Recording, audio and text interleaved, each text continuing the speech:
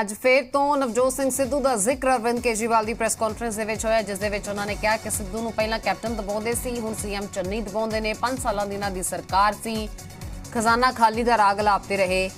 ਇਹ ਵੀ ਤਾਂ ਦੱਸਣ ਕਿ ਆਖਰ खजाना खाली किया किने। एक्चुअली मैं ये देख रहा हूँ, सिद्धू साहब ने जैसे कल बोला, स्टेज से बोला, मैं उनकी हिम्मत की दाद देता हूँ।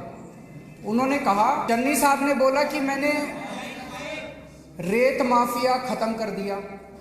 चन्नी साहब ने कहा कि मैंने रेत 5 रुपए फुट कर दिया। तुरंत सिद्धू साहब ने कहा कि गलत है, झूठ बोल रहे हैं, रेत अभी 5 रुपए नहीं हुआ, रेत 20 रुपए मिल रहा है, रेत माफिया अभी खत्म नहीं हुआ। उन्होंने खुद ही कहा कि चन्नी साहब जितने वादे कर रहे हैं झूठ बोल रहे हैं, जितने ऐलान कर रहे हैं झूठ बोल रहे हैं।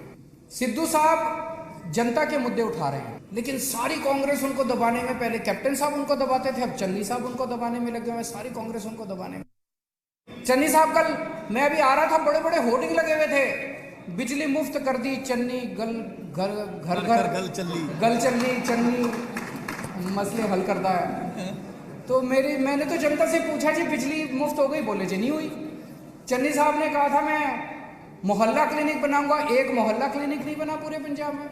चन्नी साहब ने व्यापारियों को बोला मैं भ्रष्टाचार खत्म कर दूंगा, कोई भ्रष्टाचार खत्म नहीं हुआ।